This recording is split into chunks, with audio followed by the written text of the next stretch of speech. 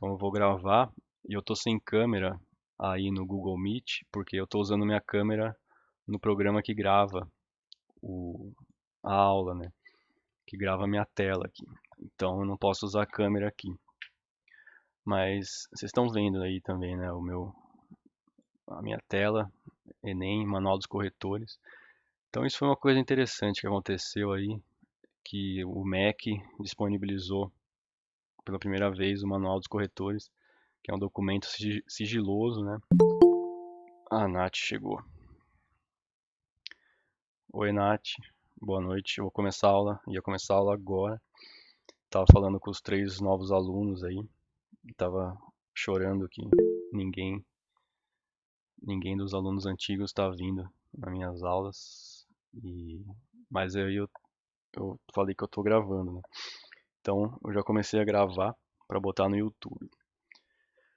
Então o Mac ele disponibilizou esse material que era só exclusivo para os corretores, né? Isso é muito interessante pra gente, porque eles dão as regras do jogo. Então eles mostram pra gente, ó, essas são as regras do jogo, e é só seguir elas que você tira a nota 1000. Muito simples. É só fazer várias redações, ler, entender as 5 competências que eles cobram. A gente vai ver a primeira aqui, que é uma das mais importantes. Inclusive os alunos, pouquíssimos alunos que estavam me enviando redação pelo WhatsApp, pelo Google Classroom, para eu corrigir. E vocês, os alunos novos, podem mandar, viu? Qualquer redação que vocês fizeram, pode me mandar pelo WhatsApp, que eu corrijo e devolvo com comentários. Eu devolvo tudo cheio de risco e eu não tenho em nenhum momento eu tô querendo prejudicar vocês ou rebaixar vocês, assim, falar, meu, não, vocês escrevem muito mal. Em nenhum momento eu tô lendo o texto de vocês pensando esse tipo de coisa, né?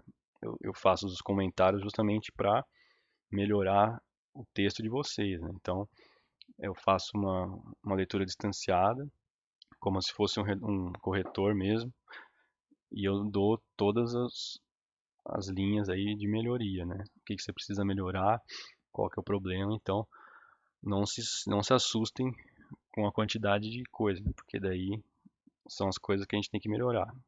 E é importante a gente cometer os erros aqui, né? Fazer os problemas, consertar os problemas fazendo essa troca do que errar lá na prova, né?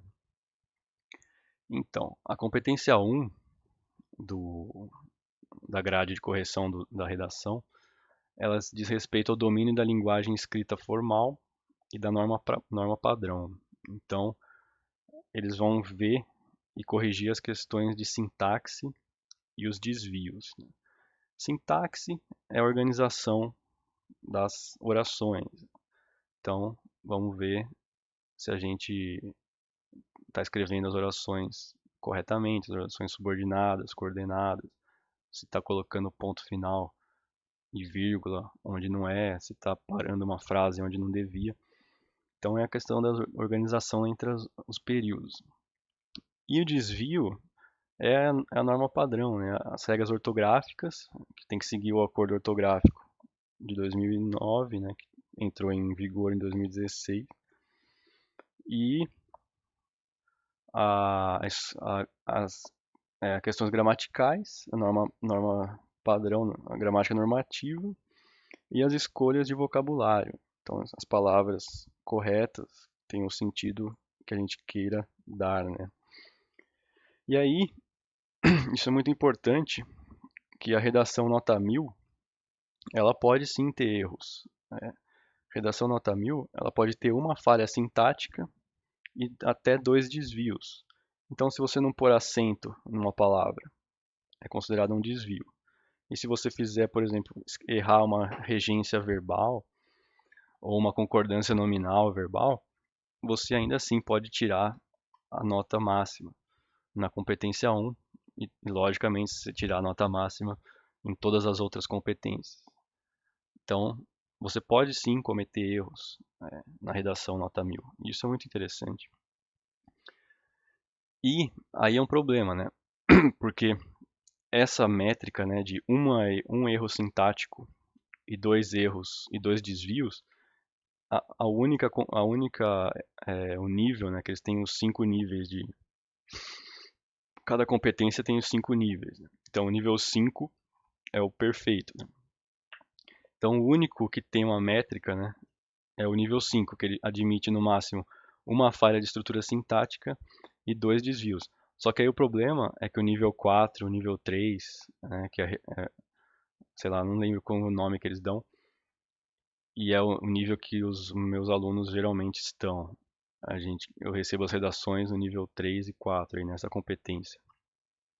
Só que não tem a medida, né? Então, tipo, 5 desvios e 3 erros sintáticos, você não sabe se é competência 3, quer dizer, nível 3 ou nível 4, né? É complicado isso, né? Não dá para você fazer essa medida perfeita, né? O único nível é o 5, que tem um erro sintático e dois desvios. Bom, então o que seriam textos com falhas relacionadas à estrutura sintática? Então, geralmente, eles apresentam períodos truncados e justaposição de palavras. A gente vai ver o que é isso aqui embaixo. Ausência de termos ou excesso de palavras. Pode haver ainda a presença de um ponto final, separando duas orações que deveriam constituir o mesmo período, que é o caso do truncamento. Ou uma vírgula no lugar de um ponto final, que deveria indicar o fim da frase, justaposição. Então, o truncamento, basicamente, é você bota um ponto final, só que o período não tinha terminado. E a justaposição, você bota uma vírgula onde deveria ter terminado a oração. E a gente vai ver exemplos aqui embaixo.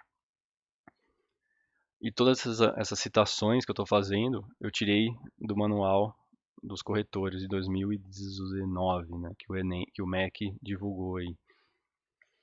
Bom, aqui também é uma coisa muito importante para os corretores e quando eu estou lendo a redação de vocês, para ver se já tem problemas sintáticos, é a questão da interferência na fluidez da leitura. Então eu estou lendo a redação de vocês, aí eu paro, mas peraí, o que esse aluno quis dizer? Aí eu tenho que voltar. Então isso geralmente vai indicar um problema sintático, um problema da sintaxe. E chegou o Alexander, mais um aluno antigo aí. Boa noite. Eu já comecei uns 15 minutos falando aí da competência 1, da grade de correção do Enem. Então, a gente está falando desse problema de interferência na fluidez da leitura. Então, isso é bom vocês pensarem também já. Vocês têm que ser leitor, vocês são o primeiro leitor da redação de vocês. A redação não é uma coisa que você vai lá, escreve um monte de coisa e dá para uma pessoa ler, né? A redação é um trabalho de, de refazer, né? Você faz, relê e arruma, refaz, relê, vê se tem sentido. Não é uma coisa que você simplesmente bota para fora, né? Tipo, baixa o espírito, você, que nem os espíritas, né? Fazer. Eu tinha isso muito quando eu era adolescente. Eu achava que redação era inspiração. Então, até nos vestibulares eu cheguei a fazer isso, né? Tipo, eu não praticava, né? Eu sei escrever e tal. Aí chega na hora, você, putz, e agora, né? Como é que eu faço? Então é perigoso. Redação, na verdade, é prática. Inclusive redação de vestibular. Você tem que ficar fazendo várias, né? E aí, isso aqui também é importante, os textos, né, que apresentam parágrafos predominantemente formados por período único. O que é isso? Você vai lá, escreve um parágrafo inteiro e só bota o ponto final. Vai botando vírgula, vírgula, vírgula. É um período gigante e é um parágrafo inteiro. Isso é considerado nível 3, que é regular. Não é uma boa um domínio regular da escrita. Só que se você fizer metade da sua redação em 2 parágrafos de um período só e a outra metade da redação fazendo vários períodos, você pode ser excelente. Então, É meio esquisito isso, né? E já mostra também que eles já consideram a estrutura dos 4 parágrafos como uma estrutura meio que deve ser seguida, né? Então, vamos falar um pouco sobre as falhas sintáticas e mostrando exemplos reais, retirados de redação do Enem de 2018, que o tema era as mídias sociais e as crianças. E foi o tema que eu passei na semana, na quinzena retrasada. Então, o truncamento de períodos. Se separam orações principais de subordinadas e duas orações coordenadas simplesmente se isolam em períodos ou frases, partes de uma oração que deveriam constituir um único período. É aquilo que eu falei. Você vai separar orações que não deveriam ser separadas pelo ponto final. E, inclusive, a minha primeira aula de redação, eu falei sobre orações subordinadas e orações coordenadas. E então, quem quiser ver lá, é muito importante isso. Então, tem um exemplo aqui. Além disso, as crianças também se tornaram alvos dessa manipulação. E também tem, além dos erros sintáticos, vai ter desvios aqui. Então, preste atenção. Aí essa estrelinha aqui está mostrando que esse ponto final não deveria estar aqui. Então, além disso, as crianças também se tornaram alvos dessa manipulação. Ponto. Deixando a infância de lado para usarem aplicativos. Então percebam que a ideia continuava, né? Esse deixando a infância de lado para usarem aplicativos, ela foi isolada da oração, né? Que era a oração principal. Além disso, as crianças também se tornaram alvo, né? Aqui aconteceu o que a gente chama de contaminação do plural, né? Como crianças está no plural, botou plural no alvos também, só que na verdade se tornaram alvo dessa manipulação. Aí, por infância de lado para usar aplicativos, vírgula, que de muitas vezes, aqui também faltou vírgula, que de muitas vezes perigosos e não adequados, né, também faltou a concordância, né, para menores, ponto. Aqui também, tendo em vista que na maioria das vezes tem usuários querendo se aproveitar das crianças, e acabou. Então, deixando a infância de lado para usarem aplicativos e o tendo em vista que na maioria das vezes tem usuários, eles estão isolados do período principal. Então, isso é considerado um erro sintático, né? Então, aqui, os outros problemas, tendo em vista essa vírgula aqui, está no lugar errado, né? Tendo em vista que, vírgula, na maioria das vezes, entre vírgulas, tem usuários querendo se aproveitar das crianças. E aqui realmente não acontece a concordância, né? Muitas vezes perigosos e não adequados. Os aplicativos. E também tem o erro de que de muitas vezes são, né? Faltou o são aqui. Perigosos e não adequados para menores. Então esse trecho aqui tem esses dois erros sintáticos. Aí a pessoa já não poderia mais tirar a nota máxima na competência 1. E tem mais 3 erros que são desvios, né? Então a pessoa também não poderia na competência 5. Quer dizer, no nível 5 de excelência. Então ela já poderia estar caindo para o 3 ou para o 4. E isso se resume em notas, né? Não sei se vocês sabem, que é 0, 40, 80, 120, 160 é de 40 em 40, né? E, bom, isso foi o truncamento. Aí a justaposição é ao contrário. Então você vai botar vírgula onde deveria ter acabado a oração. Então, exemplo. Atualmente a internet é o maior meio de comunicação. Aqui também estava escrito errado. Comunição. Isso aqui é um desvio, né? Erro ortográfico. existente no mundo. É de se esperar que a maioria... Aí já vai direto. Então, teria que ter um ponto aqui, onde termina. Atualmente, a internet é o maior meio de comunicação existente no mundo. Ponto. É de se esperar que a maioria das jovens estejam sendo controladas pela internet, onde geralmente existem vários mundos a ser descobertos através dela, prendendo os usuários que usam através de. Então aqui ele repetiu também, através dela, através de. Isso aqui vai dar problema em questão de desvio também. Seus dados, a forma que são manipulados. Ponto. Tinha que ser ponto aqui, mas botou outra vírgula. A rapidez faz com que os usuários pensem que podem confiar cegamente, já que recebem suas respostas tão rápido e sem êxito. Sem êxito. Então aqui também tem o desvio. Eles se prendem nesse mundo de dados que é incrível. Botou acento no i aqui, né? Então, isso aqui é um exemplo de um parágrafo que é uma oração inteira, que a gente falou ali atrás. Então, isso aqui é considerado já por si só uma forma regular de escrita. Então, por quê, né? Porque faltou dois pontos finais. Tinham orações que terminavam. E sem falar dos vários erros, os vários desvios da norma padrão. E aqui também outra coisa, que é um problema sintático, é o excesso, duplicação ou ausência de palavras, que a gente viu também, a ausência do são, que na maioria das vezes, onde que era? Que são, né? Que de muitas vezes são perigosos e não adequados. Faltou uma palavra. Então aqui nesse exemplo,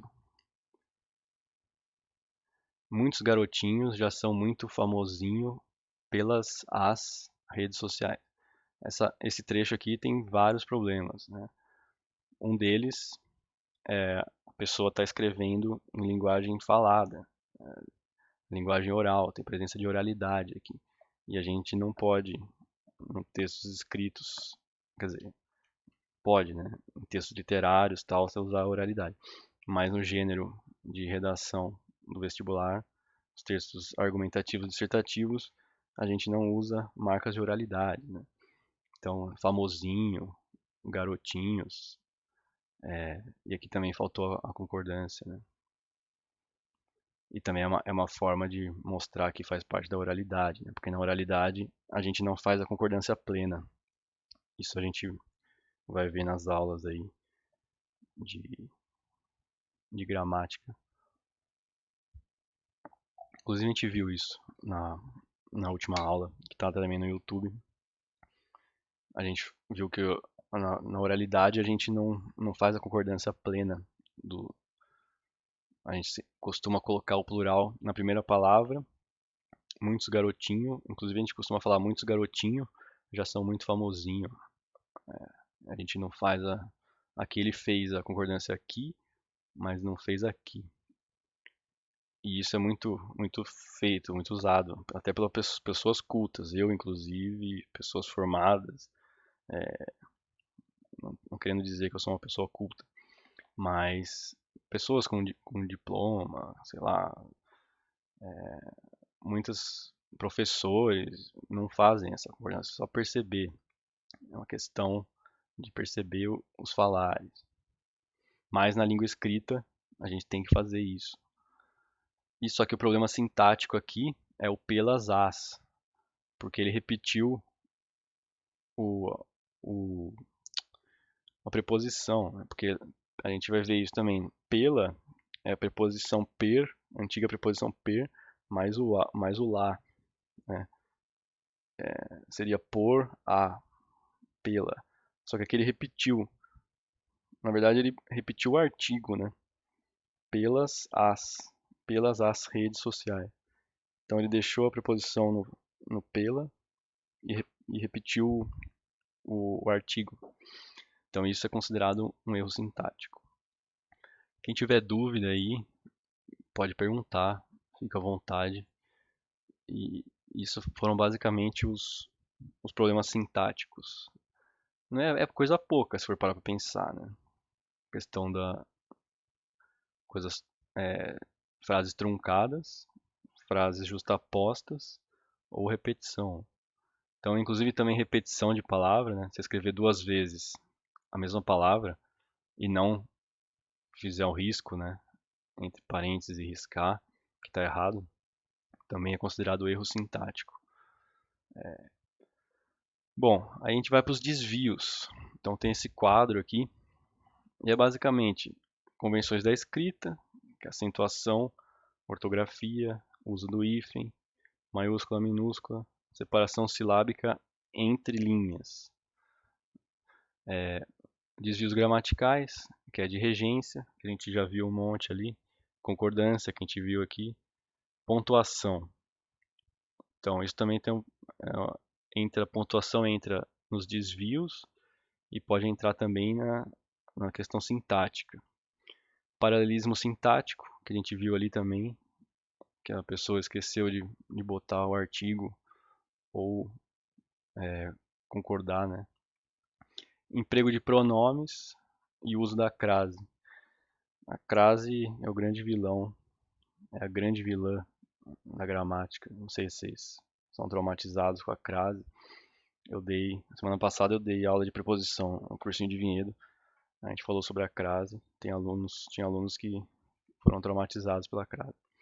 Mas a gente vai ver também isso, que não é nenhum problema assim tão gigantesco. Aí a escolha do registro, é que eu estava falando para vocês, que nem os menininhos famosinhos, a pessoa usou a marca de oralidade, né? Um texto informal. Então, você tem que escrever redação argumentativa dissertativa, norma padrão. Não pode escolher outro registro. E escolha de vocabulário. Então, escolhas lexicais imprecisas. Você escolher uma palavra que você acha que significa uma coisa, mas na realidade não tem nada a ver, né? Então vamos ver exemplos mais precisos do que seria isso. Então, acentuação, ortografia, hífen, maiúsculas, minúsculas. Exemplo, né?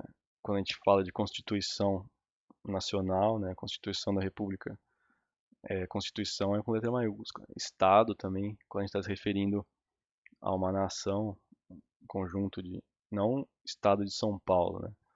O Estado brasileiro. E a separação de sílabas entre línguas, né?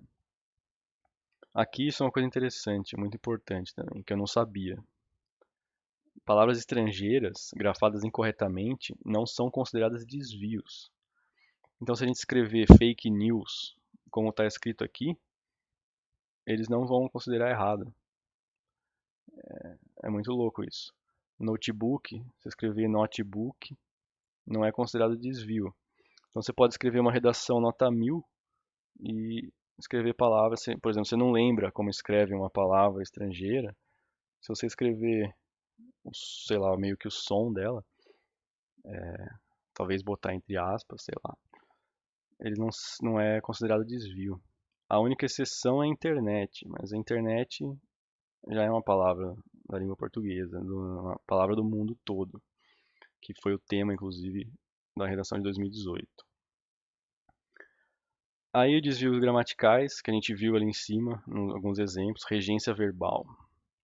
Isso aqui é um exemplo muito clássico, que eles inclusive dão na própria apostila. Assistir séries e assistir às séries. E isso aqui a gente fala direto, né? Ah, eu vou assistir Netflix, sem usar preposição. A gente usa normalmente, só que na escrita, inclusive na redação do Enem, eles distinguem assistir séries e assistir a séries. Vocês sabem fazer a diferença de sentido? Qual que é o sentido de assistir sem a preposição? Eu vou assistir você. É o sentido de ajuda, né? E assistir a você é você vê. Então, pede a preposição. E aqui tem alguns exemplos, né, de regência. No caso, é necessário campanhas. São necessárias algumas campanhas. é necessária uma campanha. Então percebam, né? Necessário, campanhas. Concordando né? É necessário campanhas. Singular, masculino. São necessárias algumas campanhas. Plural, feminino. É necessária uma campanha. Singular, feminino. Agora, é necessário uma campanha. Então aqui foi masculino com feminino. É considerado desvio. É necessário que haja uma campanha. Não é desvio. É necessária que haja campanha. Então, necessária, o problema é que tem o que aqui. Haja campanha. É desvio. É necessário fazer campanhas. Não é desvio. E são necessárias fazer campanhas. É desvio também. Então, questão da regência, concordância verbal e nominal é considerado desvio, né? Aí a pontuação, né? Então, como é que a pontuação também vai entrar na questão dos desvios? Então, o uso da vírgula é considerado desvio em casos que se separam sujeito e predicado. E isso é o erro mais problemático, inclusive, do uso da vírgula. A gente nunca pode separar o sujeito e o verbo, né? Sujeito e predicado, ou verbo objeto, aqui embaixo, né? Então, exemplo, eu escrevi a redação. Eu, vírgula, escrevi a redação. Ou eu escrevi, vírgula, a redação. Isso não faz sentido. Você está separando o sujeito do predicado. E o problema disso é que as pessoas acham que a vírgula representa uma pausa, né? Não sei se vocês aprenderam isso na escola, que tem que botar vírgula quando é uma pausa, quando representa uma pausa. Só que não é assim que funciona, né? Porque eu posso falar, eu escrevi uma redação, né? Na fala a gente pode dar essa pausa gigantesca, só que na escrita não tem vírgula, porque você vai estar separando o sujeito do predicado.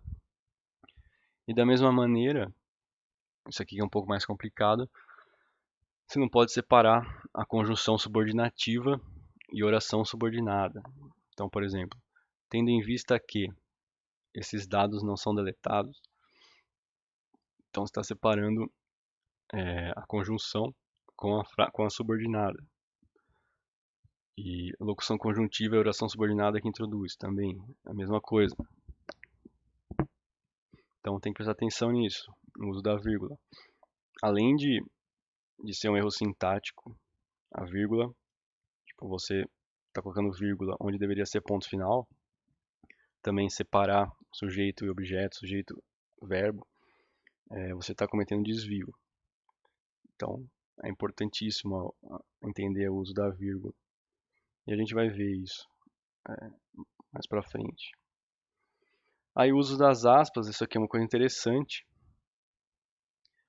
O uso das aspas, quando se quer, por exemplo, dar ênfase a uma palavra ou empregá-la fora do seu contexto habitual, não é considerado desvio. Então, se você quiser representar ironia ou trazer outro sentido para uma palavra, você põe entre aspas, eles não consideram desvio. Assim. Isso eu também não sabia. E aí, paralelismo sintático, né? O que é isso? Então, diariamente vemos notícias que tratam do problema do uso indevido de dados pessoais dos usuários e a falta de leis que regulem as empresas que exploram esses dados. Então, esse símbolo de vazio vermelho aqui, o que está faltando aqui, galera? Alguém pode me dizer? Qual que é a falta de paralelismo, né? Uso indevido de dados pessoais e faltou o D aqui também, né? E aí, no caso, quando a gente junta o D com o A, vira o DA, né? Então, da falta de leis que regulem as empresas. Então, isso é muito importante. você seguir o paralelismo sintático, né? Aí o uso de pronomes. Então, irresponsabilidade e falta de bom senso de usuários ao navegarem pelas redes sociais os dão a falsa sensação de razão. Então aqui ele usou o pronome oblíquo o, que é de objeto, no lugar que deveria ser o lhe, que é de objeto indireto, né? Dão-lhe a falsa sensação de razão. Então isso é importante. E aqui também as palavras que indicam negação, não, nem, nunca, ninguém, e os pronomes relativos que, quando, etc., atraem para perto de si o pronome oblíquo átono. Isso eu achei muito esquisito, uma regra muito específica aí. Então, por exemplo, não deixando-se influenciar pela indústria, eles consideram desvio. O correto seria não se deixando influenciar, porque eles falam que essas palavras que indicam negação puxam o pronome para perto dela. Isso é meio, não sei, é meio caído isso. Mas eles consideram desvio e a gente tem que considerar isso. E isso aqui é o mais importante, graças a Deus. Isso aqui deveria ser pichado na parede das escolas. Não façam isso. Deveria ser mostrado nas escolas, né? Porque a gente aprende a distinção entre esse, este, isso e isto. E na verdade, no uso da escrita, inclusive, já está mais do que provado que não tem diferença alguma. As pessoas usam um pelo outro e não tem importância alguma. E o Enem não considera desvio. Então você pode usar esse, este, isso e isto tranquilamente. Se está em dúvida, não importa, qualquer um funciona. Aí a crase é uma questão um pouco mais complexa. Inclusive eu dei a aula 15 no cursinho de Vinhedo. A gente está na aula 5, 6 no cursinho de Campinas. Mas quem quiser ir no meu canal do YouTube, as aulas já estão lá. Quem quiser queimar a largada e ver as outras aulas, é só ir lá. Mas a crase é basicamente você checar se é um substantivo feminino na direita da crase, né? E se ao, o que vem antes na esquerda pede uma preposição. Aí você faz esses dois testes e aí se for um substantivo feminino e se pedir preposição, bota a crase.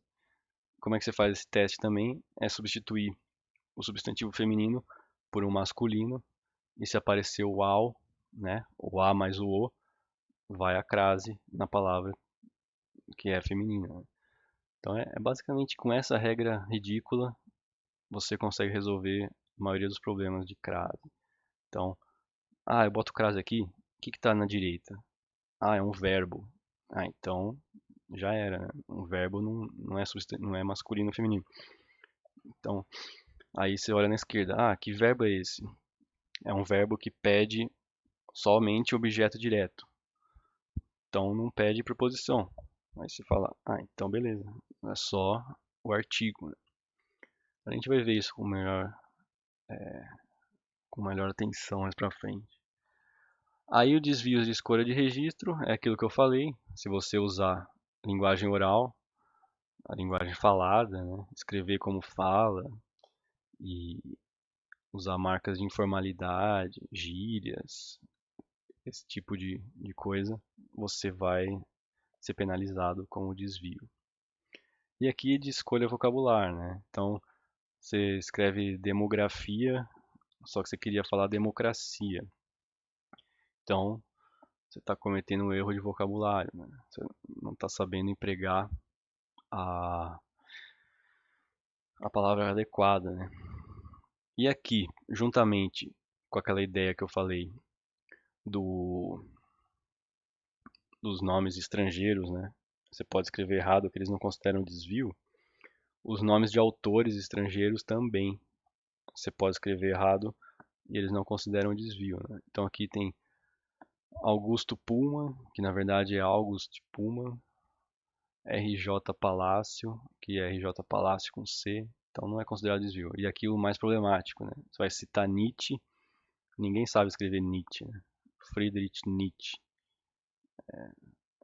Quem quiser decorar, é só lembrar que usa os três sons de S, né? Só que aí vem na ordem alfabética, ó, ao contrário, né?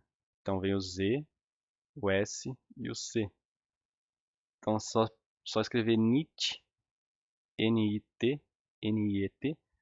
Aí você põe a ordem alfabética dos S's ao contrário e o H e o E. Aí você pode citar Nietzsche com propriedade, né? Mas aí tem que ler o livro do Nietzsche. Aí é complicado, porque você vai ficar deprimido e na quarentena é péssimo. Mas se você tiver uma estrutura psicológica robusta, eu aconselho você a ler Nietzsche na pandemia. Aí um fato muito curioso é que isso aqui eu fiz um resumo da apostila da competência 1 do Enem. E tem 80 páginas. Eu resumi nessas três aqui.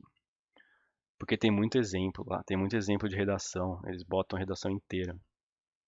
E o único livro da bibliografia que eles indicam é esse livro aqui do Círio Pocente, que chama Por que não estudar gramática na escola?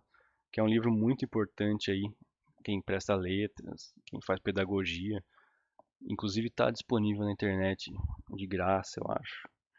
Mas não sei se é legal ou ilegal, eu não sei. Mas eu acho que está em algumas universidades aí com material aberto aí. E é muito interessante se quem tiver interesse em ler esse livro. Não é um livro gigante, é um livro pequeno. Ele discute justamente todas essas problemáticas aqui. E eu achei estranho aparecer isso porque eles ainda assim cobram coisas muito normativas na correção aí do Enem. Então, eu achei meio contraditório. Mas é isso. Alguém tem uma dúvida em relação à competência 1? Aí eu queria cair na proposta de redação, que eu vou deixar para vocês, aí para vocês fazerem em 15 dias aí nessa quinzena. E eu queria discutir com vocês aí esse tema, um tema super chapa branca, né, como a gente se diz. Juliana não tem nenhuma dúvida. Então vamos falar sobre esse tema aí. Esse tema de 2015 é o Enem. Você sabe que o Enem tem duas aplicações, né? Tem o Enem principal e aí tem a segunda aplicação. E vocês, eu recomendo muito que vocês façam todas as provas anteriores aí, pelo menos desde 2009 até 2020, 2019, né? E deem uma olhada, né, nas duas provas, porque o Enem da segunda aplicação é tipo um segundo Enem. Tem uma outra proposta de redação e tem outras questões muito pertinentes que podem ser cobradas, né? Não vai cair de novo, mas é uma mostra, né, os conteúdos que são cobrados pelo Enem.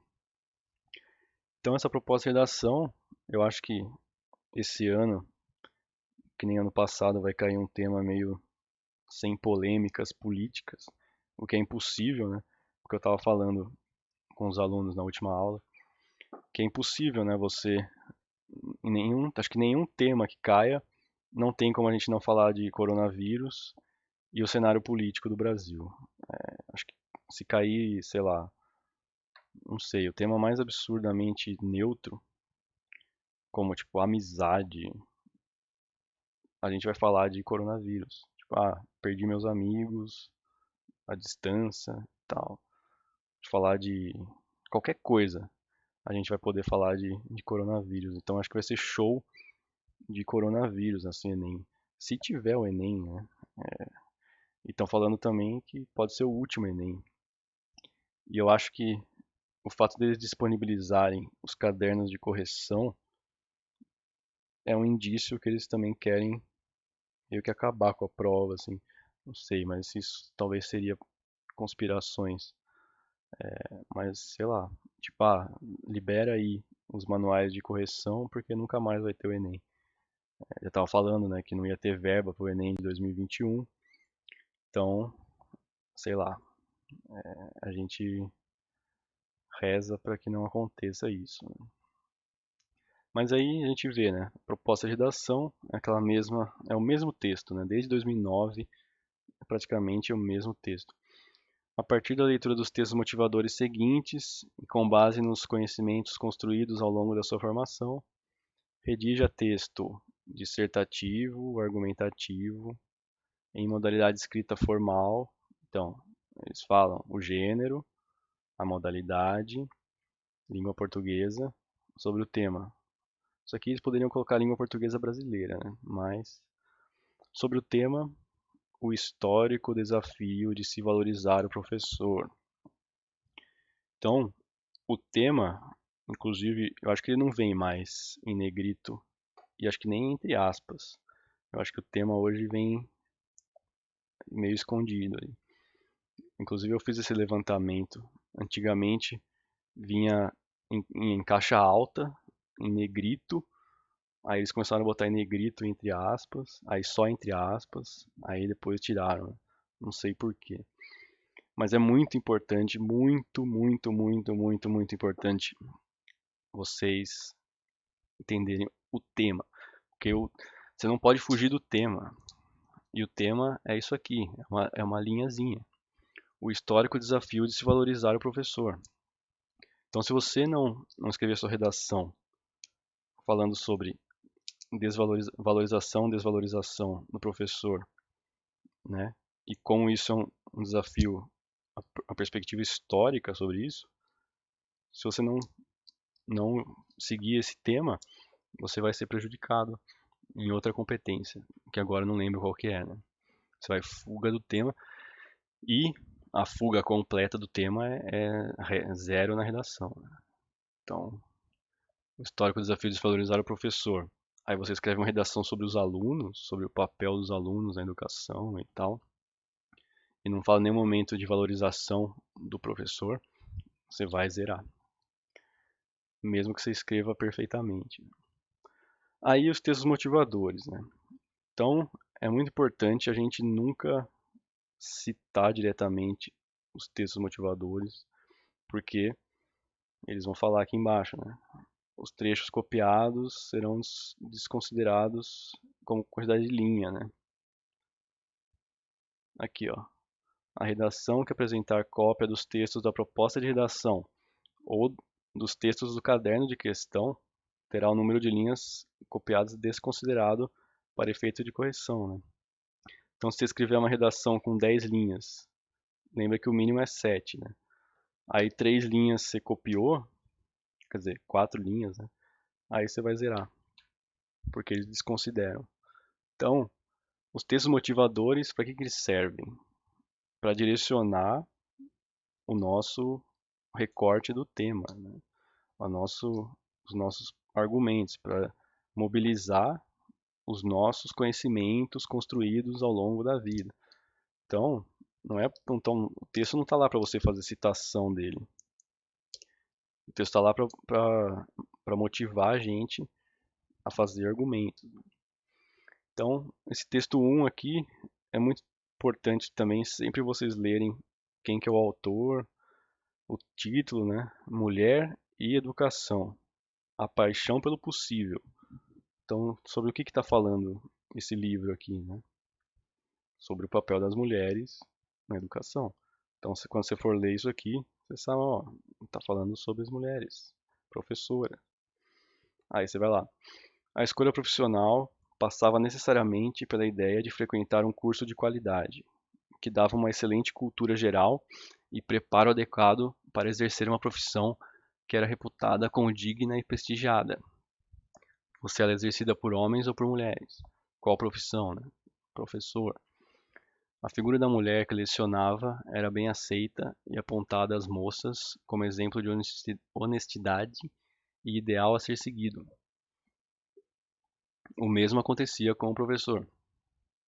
A família tinha a figura da professora e do professor em grande consideração e esses detinham um prestígio social que estava em claro desacordo com a remuneração salarial percebida.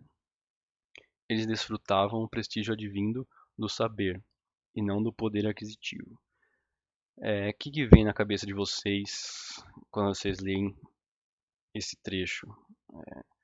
Inclusive, se alguém quiser falar no microfone, pode falar aí. Você vai aparecer no YouTube, sua voz, o mundo inteiro vai ouvir você. E quando eu falo em mundo inteiro, são 10 pessoas que assistem o vídeo, 10 alunos do cursinho. Mas o que vem na cabeça de vocês da leitura desse trecho? Primeira coisa que veio na cabeça de vocês? Ou não veio absolutamente nada e vocês não têm noção nenhuma do que está acontecendo?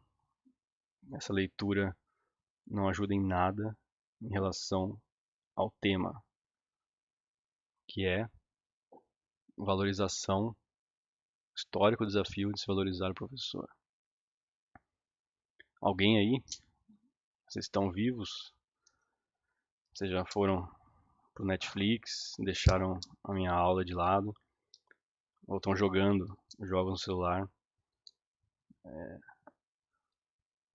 ou simplesmente vocês dormiram. Tamires falou que tá ali.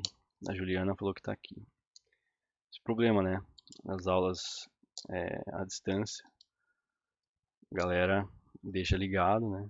E vai ver televisão.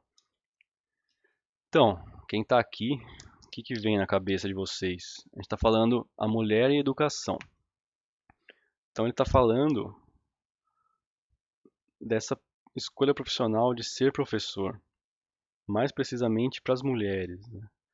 Que era uma coisa a prestigiar. Alguém aqui tem mãe professora, tia, é filho de professor, pai, irmão? Alguém que quer ser professor? A irmã da Tamires é professora. Então, então você já tem uma experiência de vida para falar sobre esse tema, né? Você tem o exemplo da sua irmã.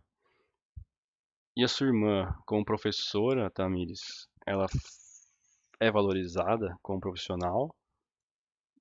Em algum momento da vida ela reclamou de não se sentir valorizada? Ou, ou ela sempre foi valorizada? E, no caso, a sua família apoiava, ela reclamou. E se você também não quiser falar da sua família, da sua irmã também, não tem, você não é obrigada a falar sobre ninguém. Eu só tô querendo mostrar que a redação tem muito a ver com a nossa vida, né? A gente vai ter que usar nossas experiências para construir nosso texto, né? Então, onde a primeira experiência nossa é da nossa vida. Mesmo que você nunca tenha lido um livro, você vive no Brasil e vive numa cidade e viveu experiências, e dessas experiências você construiu conhecimentos que podem ser usados numa redação. Você teve aula, você foi aluno de professores, você conheceu algum professor. Então, a sua vida sempre é o primeiro ponto, né? Minha família apoiava sim, porque eles não terminaram os estudos, para terminar o ensino médio já era uma grande vitória. Você não tem muito contato com ela, então. Que nem meu avô, minha avó também não estudaram, quer dizer, aqui de Valinhos, né? Não estudaram ensino médio, foram até o quarto ano, sexto ano, não sei. Mas eles botaram todos os 4 filhos em universidades públicas e privadas. Acho que uma das minhas tias se formou na PUC. Mas meu pai, meu tio e minha tia fizeram Unicamp. E tá, então a irmã da Tamires e os professores que vocês tiveram na vida? Como é que vocês acham? Vocês valorizavam eles? Ou vocês achavam eles pessoas horríveis, eram tiranos que queriam o sangue de vocês. E vocês tiveram bons professores? A Nath falou que depende. A Tamires sempre gostou dos professores. É, uma coisa que eu aprendi. A Tamires chorou causando. Um foi embora. Ah, quando um foi embora? Ah, entendi. A Juliana gostava da maioria. É, uma coisa aí que eu, nessa brincadeira aí, muito séria, né? De ter virado professor, eu percebi uma grande falha de caráter da minha vida, que eu nunca agradeci a nenhum professor, assim, explicitamente, né? Eu nunca agradeci ninguém, assim, sabe? E, e aí, né, nessas pouquíssimas experiências que eu tive de educação, eu já recebi mais agradecimentos aí, acho que do que eu dei em vida para os professores, né? Aí você começa a perceber que você não foi uma criança exemplar. Mas o Ray teve sorte de encontrar professores maravilhosos na vida. Aprendi muito com a professora de letras. Então, você fez faculdade do que, Ray? Isso é bom, né?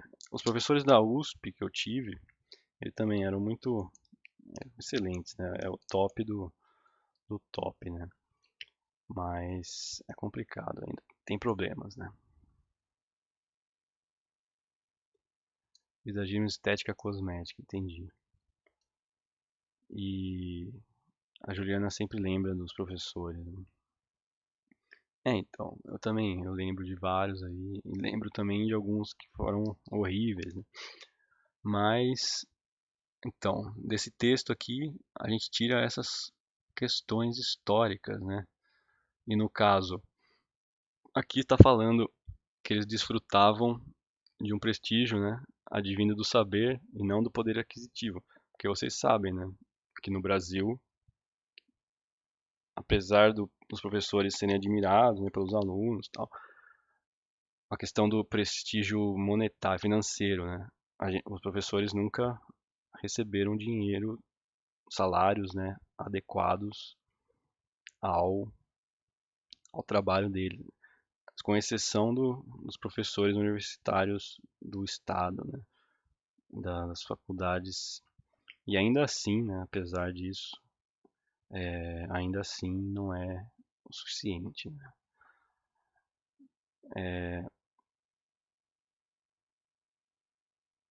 A Nath falou que poderia ser argumentado é que esse prestígio dito por todos não coincide com o salário. É, exatamente. Isso aqui já é uma linha de argumentação foi despertada por esse texto, né? A gente não vai citar esse texto, mas esse texto nos traz essa questão, né? Valorização, o tema, lembra? Volta sempre no tema. O histórico desafio de se valorizar o professor. Então a gente já pode ter um argumento aí muito forte que o professor sempre foi valorizado, vamos dizer assim, pelo prestígio do saber, mas ele nunca foi valorizado a questão do econômica, nunca foi pago de forma, sei lá. E eu não sei se vocês conhecem a questão dos professores em outros países aqui. Alguém poderia me dizer? Alguém tem uma experiência? Alguém conhece como é que é um professor na Coreia do Sul, por exemplo? Ou no Japão? Como é que é a carreira dos professores?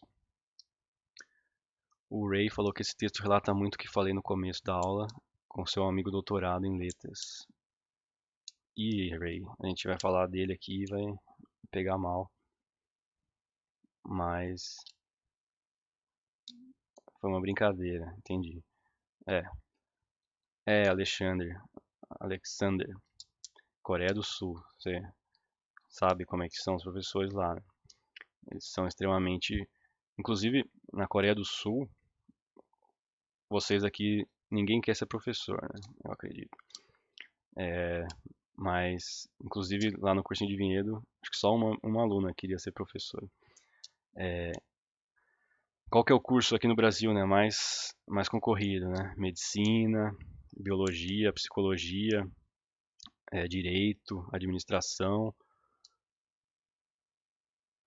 A, a irmã do Ray passou 14 anos na Austrália e lá é super reconhecida a profissão, então. Então, na Coreia do Sul e no Japão, professor é tipo que nem ser médico aqui no Brasil, né? O- os alunos prestam um vestibular para virar professor, né? Quero ser professor, é uma carreira super, super, super prestigiada, né? Os sensei, né? Os sensei são os professores. E, inclusive, tem um filme belíssimo do Kurosawa que chama. Vou procurar aqui no IMDb. Vocês gostam do Akira Kurosawa? Cineasta que fez Sete Samurais, fez Yojimbo, fez Sonhos, né? Um dos maiores cineastas japoneses. Eu não acho que é o melhor. Quer dizer, é lógico que ele é o melhor. Mas eu gosto mais do Yasujiro Ozu, né? Eu não sei se vocês conhecem também. Então, ele fez Run, que ganhou Oscar, né? 20 mil Kagemusha, Sete Samurais, que é um dos melhores filmes da história do cinema. Dersu Uzala, um dos melhores filmes também. Mas ele fez o filme do professor.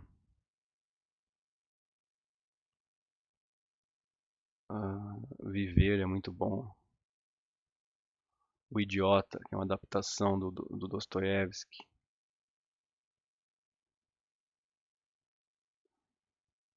Ah,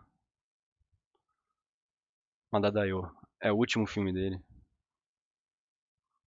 Ou Madadayo era o filme dos favelados. Não, é esse aqui.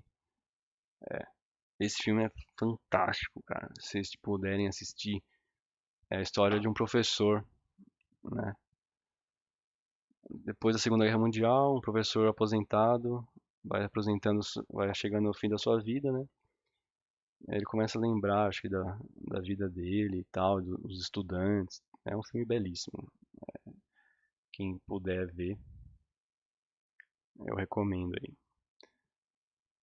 É... Cadê eu? Me perdi. Cadê o Google Meet? Aqui. Alexander não conhece, o Ray também não. Então, Akira Kurosawa. É muito bom. Quem quiser começar por Sonhos, talvez seja um filme mais interessante. Mas esse Madadayo é o último filme do Kurosawa, então acho que por ser o último filme dele, vocês já vão ver o, o calibre da coisa. E também mostra muito a relação do professor e aluno no Japão, né? No pós-segunda guerra. Então, e é uma coisa muito forte, assim, a relação entre professor e aluno, assim. É uma coisa de família, inclusive, né? Essa coisa familiar. É o mestre mesmo. Bom, aí, texto 2 sei lá o que é isso, uma propaganda. Em educação não tem mágica, tem trabalho de professor. Aí isso é meio, sei lá, isso não traz absolutamente nada para minha mente em termos de argumentos. Vocês conseguem tirar um argumento aqui sobre o histórico desafio de desvalorizar o professor e essa imagem aqui? Em educação não tem mágica, tem trabalho de professor. É, Alexander não. Para mim, isso aqui é simplesmente um borrão branco, assim. Para que eles botaram isso aqui? Tá, a gente vai falar que a função do professor não é uma função mágica, religiosa, sei lá, artística. É uma coisa, é um trabalho. Talvez, talvez o argumento de valorizar o trabalho do professor, né? Não como uma coisa tipo, professor é um mágico. Não sei se os mágicos são desprestigiados. Não sei. É uma coisa meio bizarra. Isso tem muito no Enem. Tem um texto motivador que é um texto desmotivador, né? Você vai lá e vê, pô, isso aqui não serve pra nada. Que também esse texto 4 aqui também é um pouco assim, né? Mas percebam o texto 3. Aí é o passado e o presente dos professores. Profissão professor. O estatuto social e econômico é a chave para o estudo dos professores e da sua profissão. Num olhar rápido, temos a impressão que a imagem social e a condição econômica dos professores se encontram num estado de grande degradação, sentimento que é confirmado por certos discursos das organizações sindicais e mesmo das autoridades estatais. Então a gente está começando a, a ligar os textos motivadores, né? Os textos motivadores estão começando a dialogar. Então ali em cima falava da história, né, do prestígio social e não prestígio econômico, e aqui está retomando isso, né? E está trazendo até a questão do sindicalismo e autoridade estatal para essa degradação, né? Mas cada vez que a análise é mais fina, os resultados são menos concludentes e a profissão docente continua a revelar facetas atrativas. Então ainda tem loucos que querem ser professor. É evidente que há uma perda de prestígio associada à alteração do papel tradicional dos professores no meio local. Os professores do ensino primário já não são, ao lado dos párocos, os padres, os únicos agentes culturais nas aldeias e vilas da província. Os professores de ensino secundário já não pertencem à elite social das cidades. Então, esse texto aqui está indo um pouco mais atrás na história, né? Ele já está fazendo uma comparação entre a figura do padre e a figura do professor e a importância dessas figuras nas vilas e aldeias. Então a gente está indo bem para trás. E isso mudou. Ele fala que hoje os professores já não fazem parte dessas elites, né? Então a gente está vendo também hoje essa democratização, quer dizer, que está sendo destruída, mas está chegando, né? As classes mais populares estão chegando às universidades, quer dizer, chegaram. A questão das cotas, né? A questão racial, que também a gente sempre é importante ver isso. A gente está num momento com uma discussão muito forte, né? As revoltas nos Estados Unidos, que tem tudo a ver aqui no Brasil, né? Com a nossa realidade. Inclusive, quinta-feira vai ter uma live com a Djamila Ribeiro, é uma escritora, filósofa, que ela vai falar sobre racismo lá no YouTube do Lélia Gonzalez, Cursinho Popular de Campinas. E eu vou mandar o banner para vocês. É muito importante que vocês participem aí, porque ela é uma pessoa muito requisitada aí nos meios. Ela vai falar sobre isso aí, sobre o racismo, sobre essas coisas, os movimentos negros aqui no Brasil, que está acontecendo aí, né? É uma coisa muito séria e vai ser bem interessante. Eu vou ver também, vai ser aberto aí para todo mundo. Então é legal a gente participar. Mas então, nesse texto aqui, que argumentos que a gente pode tirar? Então, também está falando, a situação social e econômica é a chave para o estudo dos professores da sua profissão. Então, temos a impressão, né, que é uma condição econômica frágil, pá, mas na verdade é muito mais do que isso, né? Então, por que que tem tantas pessoas que ainda querem ser professor, né? Justamente para tentar mudar, né, esse cenário, para tentar, sei lá, libertar, né? Libertar as pessoas do, das opressões aí, fazer as pessoas se aprofundarem intelectualmente, né? Se descobrirem através do conhecimento, né? Aí eu tô falando que nem o ET Bilu, né? Procurem o conhecimento. Mas na verdade é isso, né?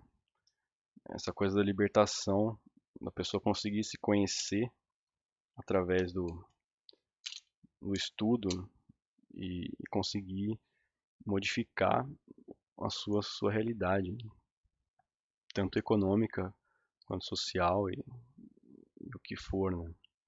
Então esse texto aqui é o mais profundo assim e costura com o primeiro texto, né? E aqui esse texto 4 é uma campanha publicitária aí para o Dia dos Professores. Feliz Dia dos Professores, sou professora e muito mais. Acho que aqui o que pode trazer é esse muito mais, né? Que também conversa com o texto 3, que os professores do ensino secundário já pertencem à elite social da cidade e eles deixaram, né, de ser os únicos agentes culturais das aldeias, né? Então, professor é muito mais do que um simples trabalhador, né? Um professor, ele aqui no caso está retratando outras atividades culturais, né? Então essa professora aqui é do teatro, esse professor é fotografia, essa professora é pintura, esse professor toca violão, que eu também toco violão. Eu estava tocando aqui, eu sei que vou te amar do Tom Jobim, cantando terrivelmente desafinado, mas o importante é tocar, né? Expressar os sentimentos. Mas essa questão, né? Homenagem aos mestres que vão além. Então, isso é uma questão que a gente pode trazer, né, na nossa argumentação. Os professores que são muito mais do que simples, sei lá, mágicos. Esse texto 2 aqui é triste demais. Professores que são muito mais do que professores, né? Tem essa questão também dos educadores, né? Os professores têm que ter o papel de educador, esse lado pedagógico, né? Que eu ouvi muito isso. Eu ouvi muito professor reclamando que não era função deles educar. Não, eu tô aqui para passar matéria e eu não tenho quem educa são os pais, né? E os pais falam que quem deve educar é os professores. Então, professor, na verdade, é muito mais do que um simples passador de matéria. Quer dizer, o professor que vai além, né? O professor é um psicólogo, é um, um pedagogo, é um educador, é um artista, né? Então, isso pode entrar nessa questão da valorização, né? Os professores que vão além. Alguém tem exemplos aí de professores que vão além, né? Por exemplo, professor que, sei lá, um exemplo aí.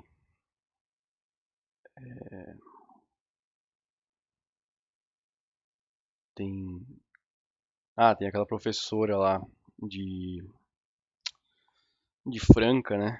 Que ela fez um mestrado em Harvard, eu acho, doutorado em Harvard. Aí deu até polêmica lá, que ela falou que tinha feito pós-doutorado, mas na verdade ela só fez um curso lá. A Nath estava pensando pelo texto 2 e acho que podemos tirar dele que às vezes vemos os professores como aqueles que sabem tudo, que tiveram facilidade nas matérias e não pensamos que foi uma batalha para cada um. Às vezes a gente chega lá e acha, nossa, esse professor, facilidade, né? Ele tira coelho da cartola e tal, mas a gente esquece que foi um puta trabalho para aquela pessoa chegar lá, né? Teve não só uma questão de formação acadêmica, questão de formação de experiências, né? De questões pessoais aí, porque não é cada um, né, que não é qualquer um, né, que opta por essa situação, essa profissão, né? Porque justamente, né, é o argumento dos baixos salários e baixo reconhecimento.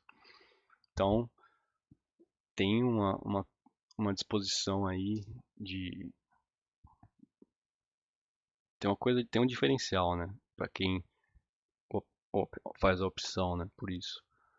E então, acho que esses motivadores não são tão terríveis assim, como por exemplo foi os textos motivadores do Enem do passado do cinema, né, que foram meio umas estatísticas meio, mas também o tema era aquilo, só tinha uma direção o tema. É, mas não sei o que vocês acharam desse tema aqui. É super tranquilo. A gente já falou já 1h10 de aula. A ideia não é exceder 1h20. Na verdade, nem 1 hora, né? Eu não queria, porque aula online é terrível, principalmente para quem assiste depois, né? Assistir um vídeo de 1 hora, o YouTube fala que o tempo médio de permanência, né, é de 10 minutos. Então, se os vídeos passam de 10 minutos, a pessoa já vai para outro lugar, né? Já vai para um outro site, já vai para outro vídeo. Então, educação online também. E aí a gente pode falar no meio da pandemia, que não está falando de nada aqui, porque isso aqui é de 2015, mas a gente sempre pode trazer o argumento do coronavírus. Em todas as redações, você pode usar exemplos do coronavírus. Então, por exemplo, hoje, os professores que estão tentando dar aula, né, na internet, tentando usar os meios digitais para dar aula e tal, YouTube, o escambau, Google Meet, o que a gente está fazendo aqui, né? São os desafios aí que também são, né? É um esforço grande que ninguém sabia direito. Tem pessoas que estão aprendendo até a usar essas mídias. Tem gente que tem muito medo, né? Nos computadores e tal. Ninguém estava acostumado, ninguém sabia. Nem as escolas particulares. Várias escolas particulares aí quebraram a cara, né? Estão perdendo, inclusive, alunos, né? Os cursinhos particulares também. Porque, por exemplo, imagina, vai lá, você paga R$ 500 num cursinho particular. Aí, beleza, eles vão dar aula online. Mas aí você fala, pô, tem um monte de aula de graça no YouTube. E aí, por que que eu vou pagar R$ 500 para ter aula online no cursinho particular, né? Então, gera vários problemas aí, problemas econômicos até. Você vai estar falindo escolas. A Tamiris falou que os cursinhos online estão saindo bem, né? Tem o Descomplica, né? Aquelas coisas lá, eu não sei quais que são.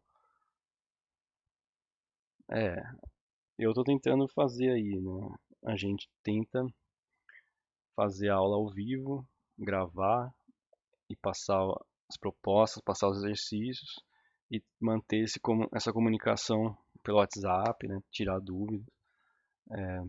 Mas a maioria dos alunos aí tá com problemas, né? Acho que problemas de trabalho, né? Ter que trabalhar, ou até deixaram esse ano, né? O sonho de entrar na faculdade por causa da pandemia, né? Porque as diferenças vão ser mais evidenciadas. O preparo das escolas particulares são muito maiores, né? Os alunos que têm dinheiro, têm estrutura, têm internet rápida, né? Então é complicado, né? A gente perdeu muito aluno, mas a gente está tentando aí lutar, né? Tem vários cursinhos da região, então se uniram inclusive, né? Fazendo trabalhos juntos aí, disponibilizando material.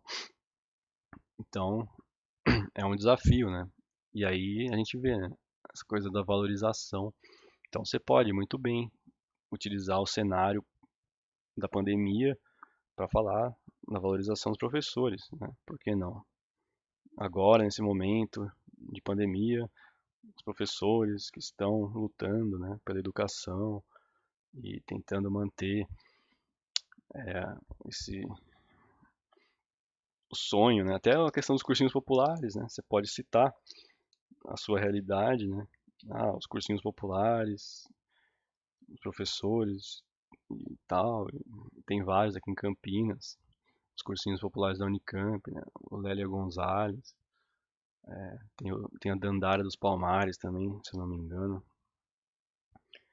Então, acho que é basicamente isso. Então, se vocês puderem fazer essa redação, pode escrever a redação no caderno, não pode passar de 30 linhas, né? Tirar foto, mandar pelo WhatsApp, ou escrever no Word, ou escrever no WhatsApp, escrever no Word, colar no WhatsApp, mandar. Desde que vocês façam, eu vou deixar o tema lá no Google Classroom, no PDF. Quem quiser mandar por lá também é meio complicado também, porque tava dando erro. Algumas pessoas estavam mandando folha em branco só. Então, é isso, galera. A aula foi isso. Eu vou